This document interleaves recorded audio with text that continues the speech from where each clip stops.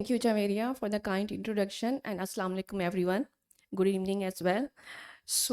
We started this scientific session with an excellent presentation by Dr. Sharon, where he discussed that the seizures which are not shaking.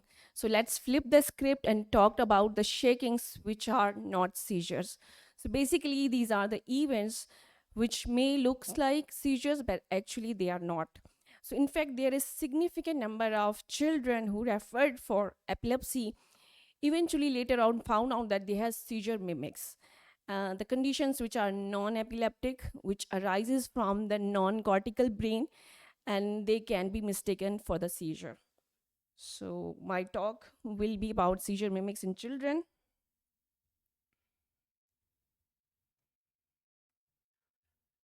So I don't have any disclosure. I've taken the videos with patient and YouTube. So outline is why we need to know why seizure mimics matters and what are the distinction features and the practical approach. So as Dr. Prem has also started the presentation with why is it necessary to know any event or any child who is brought to us with the complaint by the parents that is it a seizure or not, the first thing should comes in our mind that whether we are dealing with a seizure, a neurological condition or not, or is it a benign developmental disorder. So seizure mimics account for a significant number of proportions for the referrals, like in spells. So overdiagnosis can lead which have got triggers, especially that if child is comes to us with crying episodes followed by tonic clonic posturing and there is a breath holding spell. So these are the triggers, like breath holding spell usually triggered by tantrums, crying events. And similarly, syncope events when child saw blood or any frightening events. So events so, having said that, if we got the history with any medical developmental delay, neurodevelopmental regressions, or neurologic injury, that is likely leading to the event likely to be a true seizure. So, we need to know how when we distinguish between seizure and seizure mimics, it's purely clinical and history will remain be a cornerstone in any medical diagnosis. Good history and examination will remain cornerstone, or we say an gold standard. It will never be an old school. When you take the patient, if you have a good history, good description, you will end up in a correct diagnosis. So eyewitness can give us a clue how the event was started, what was basically happened, and the video recording will also be a very initial clue. And situations and no context. Situations like I've just discussed, the child crying for any tantrums leading to breath holding spells, and what context the child is having, like syncopes on all these events. So, yes, diagnosis will be as good as the history. So, what are the non epileptic events?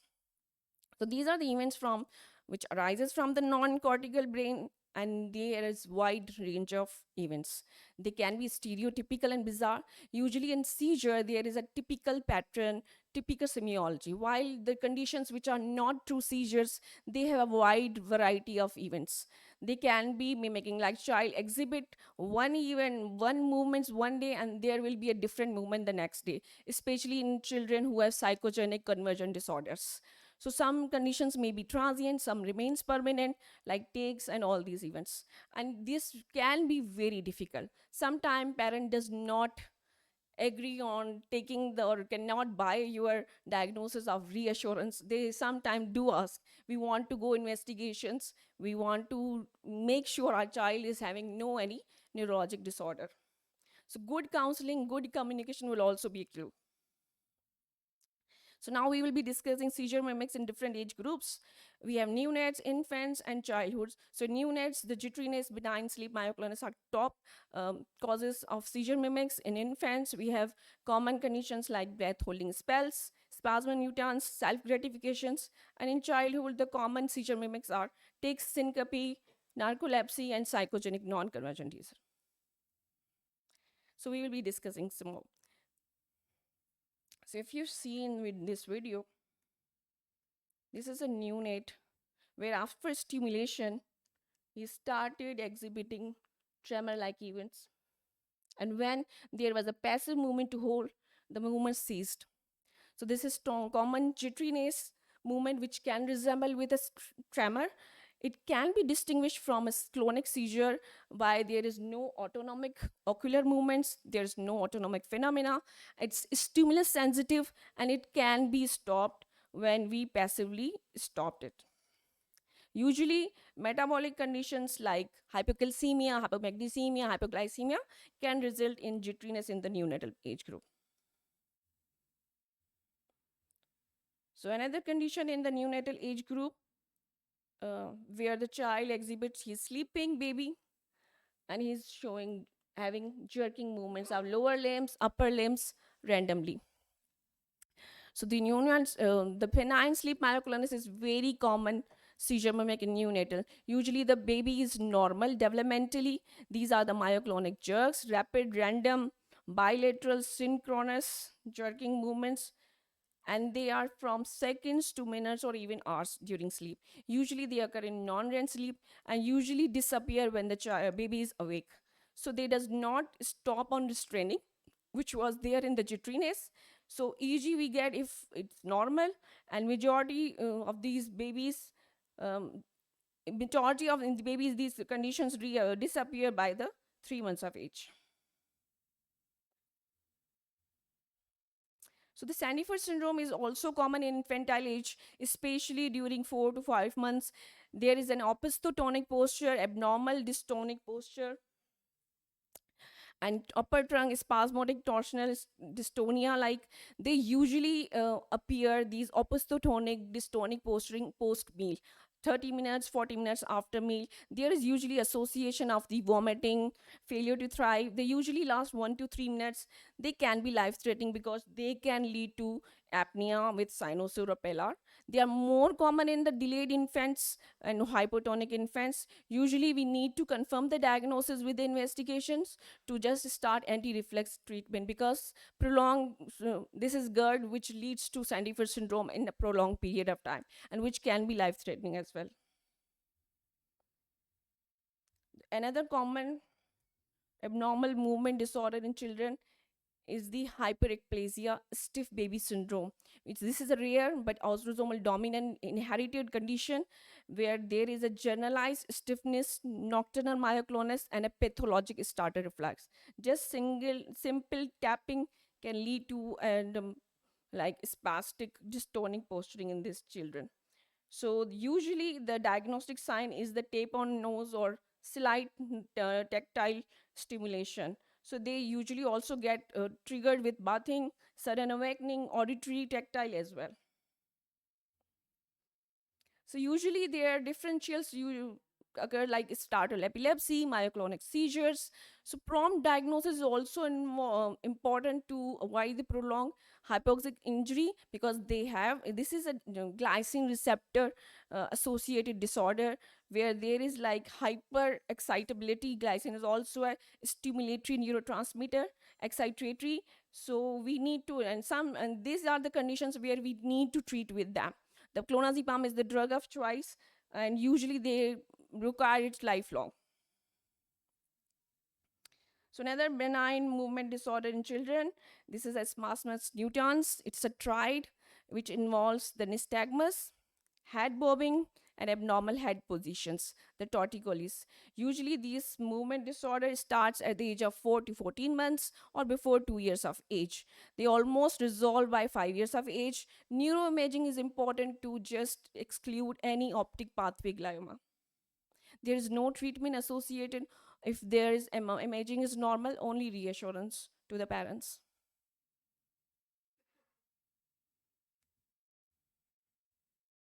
So in this video, we can appreciate the child is crying and then he is exhibiting a tonic abnormal posture and then clonic movements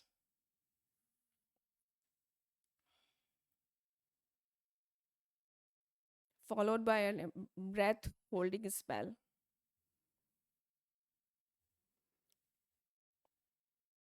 So breath holding spells are common but can be frightening to parents. So onset is usually to 18 months, and they usually peak at 12 to 14 months. They are vaguely mediated because of the crying, vagus nerve stimulated, and there is a sympathetic drop.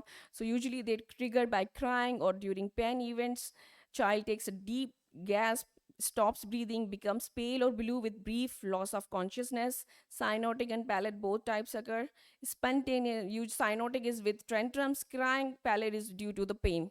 So spontaneous recovery with no neurologic activity. Now, if you see the child just awaked with crying, he is having something in mouth as well. So management is usually reassurance. There is no anything like required. But when parents come, the good history will give you, because they will exhibit my child has having tonic clonic movement, when there may be an incontinence as well, there is cyanosis, so usually it does looks like a seizure like activity.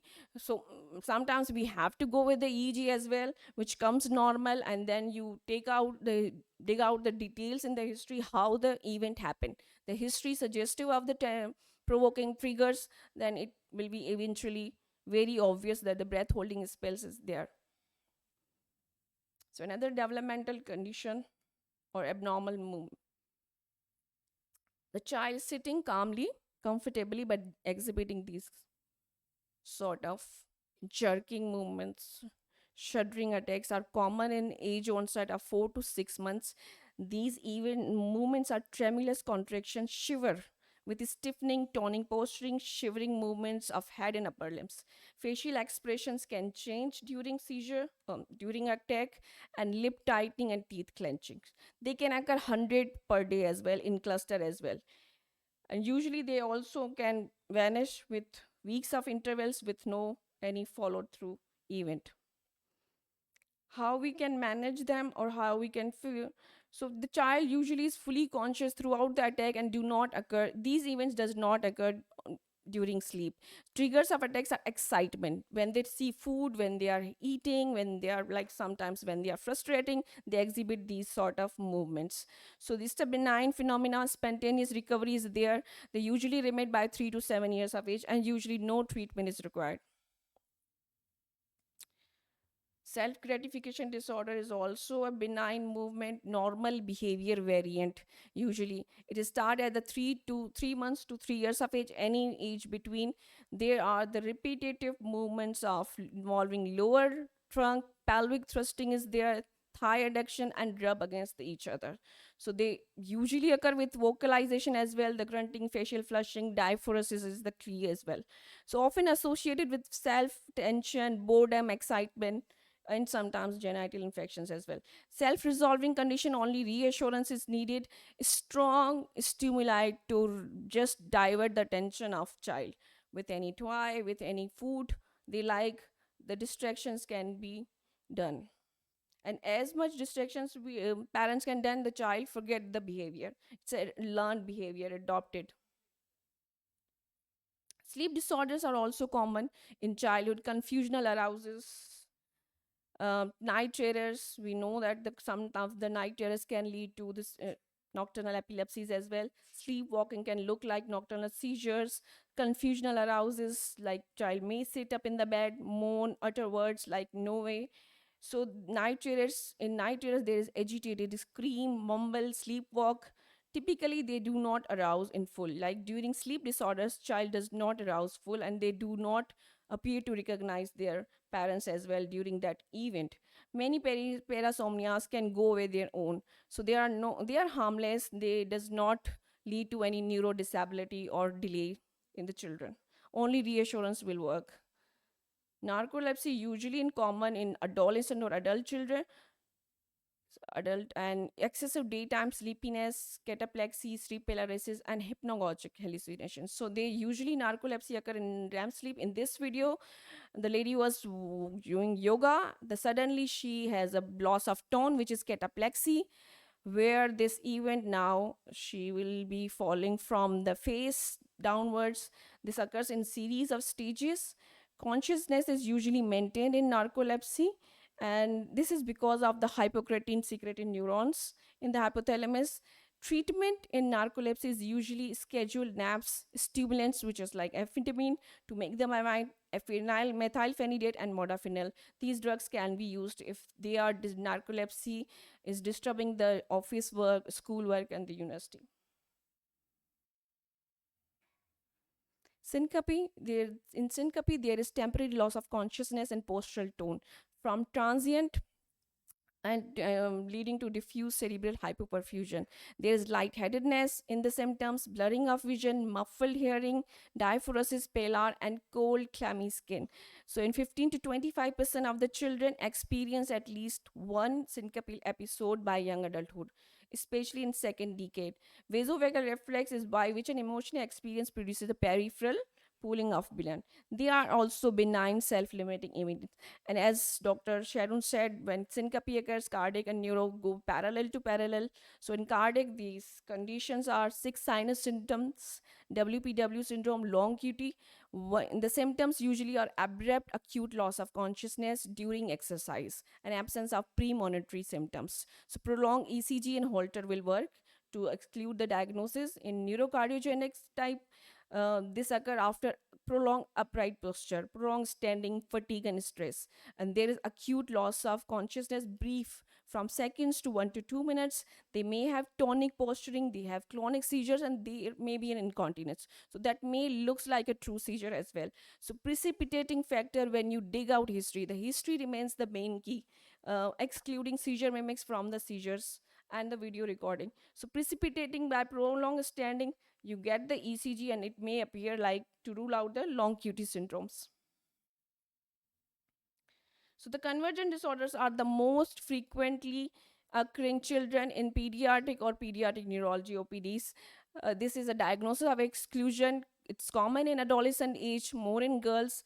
There is fluctuating features. There is no synchronized movements or semiology is always different. They occur usually during wakefulness, not appear during sleep. Consciousness is usually preserved. They does not harm themselves, the children who exhibit these conversion or paroxysmal non-epileptic seizures. So there is abrupt behavior. Slide to slide head movements can occur out of his extremities, eye close, vocalization, and also in this video there's complete differentiation of the movements involved in pseudo seizures.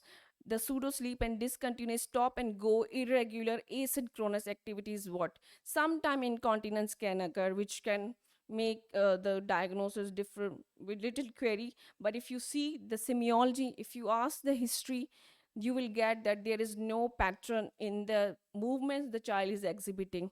So, children with epilepsy are also likely to exhibit pseudo seizures for their gain, for the tension, or sometimes as their tantrums. So, only reassurance is what required. And this child was exhibiting some bizarre episodes. Tics, the common movement disorder in children, very common in school age, variable presentation with waxing and waning. Like for few months they occur and then they vanished. If they are more like 1 year prolonged period of time, the child with vocal and motor tics, they are labeled as Tourette syndrome. So the tics involve blinking, grimacing, shrugging, whistle, head rolling, leg rolling. They can be any movements. And onset is usually sudden, rapid, random with brief episodes. They are usually triggered by excitement and sometimes this is stress. Usually in the school age, the children who went to new schools, they usually exhibit tics. And family history is usually positive. If they are tics is involving or disturbing the daily routine, school life, the child is getting bullied, then you can add the neuroleptics. Otherwise, only reassurance will work. So to sum up the seizure mimics from the seizures, they are the conditions which may look like imitators or imposters to the true seizures. Just like benign sleep myoclonus can be mistaken for the myoclonic epilepsies in newborns or focal epilepsies. And like breath holding spells can look like tonic spasm or tonic clonic seizures. Daydreams can be mistaken for absence seizure. Similarly, syncope can be looks very similar to atonic epilepsies, drop attacks, cataplexy, which we saw the video.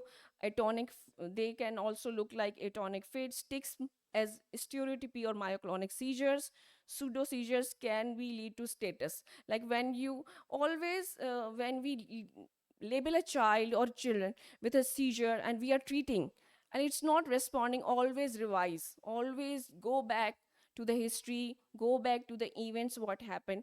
We have seen so many conversion disordered children who ended up in ER or ICU with status, does not responding to the treatment, and they are unnecessarily on the heavy medications.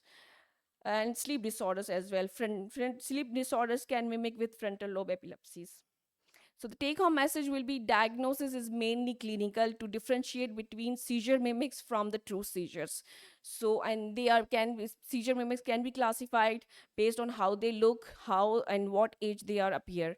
Video documentation will be important tool. Always ask the parents to record the event, whatever they think the child is having abnormal event or wrong event. Awareness of transient developmental disorders, like what we see if should be in our mind, we should be knowing that these transient developmental disorders are there, they can mimic seizures. If you know, then we will be able to identify and differentiate them with the true seizures. So video EG and expert opinion always required in some of the cases to avoid the misdiagnosis. Thank you.